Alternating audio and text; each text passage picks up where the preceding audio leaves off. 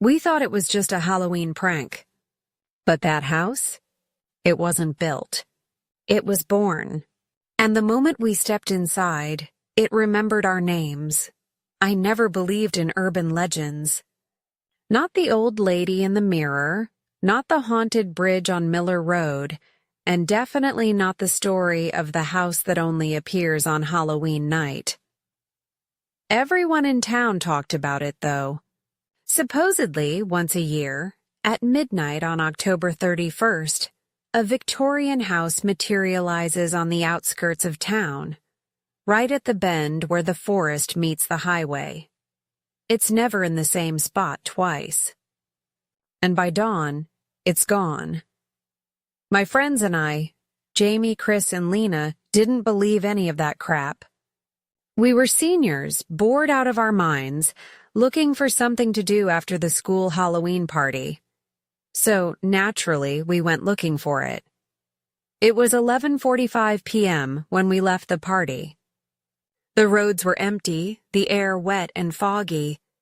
We drove around aimlessly for a while, blasting music and making jokes about ghost hunters.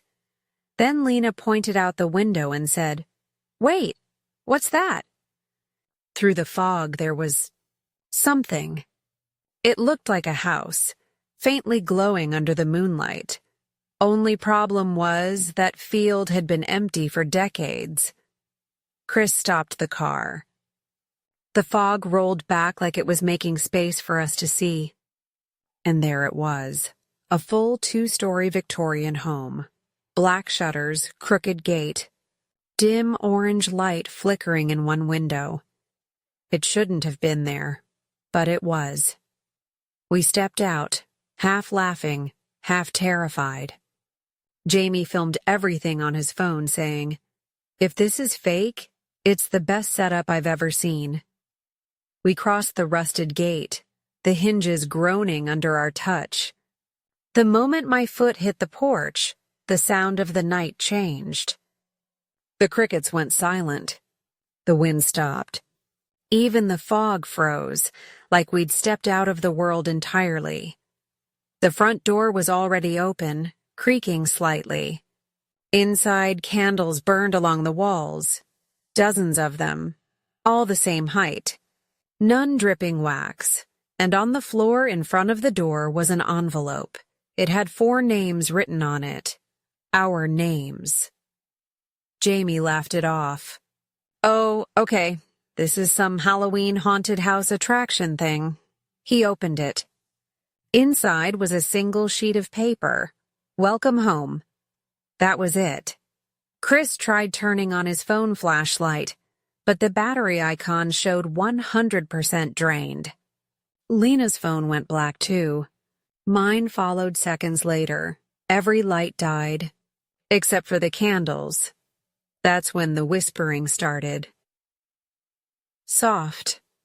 Everywhere at once, not coming from upstairs or downstairs, but from the walls themselves. It sounded like a crowd chanting underwater. Jamie shouted, "Hello?" But the sound didn't echo. It absorbed. He turned back toward the door and froze. The door was gone.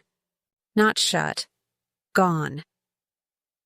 Behind us now was just solid, seamless wall.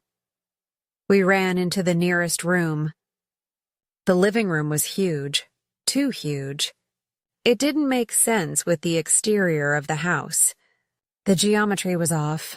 It stretched in every direction, fading into darkness. At the far end, we saw something glowing. A mirror. Only when we got closer, we realized it wasn't reflecting us. In the reflection, the house looked older, rotted, blackened, collapsed in parts. And 4 shadowy figures stood exactly where we were standing. I watched as the figure that looked like me raised its hand.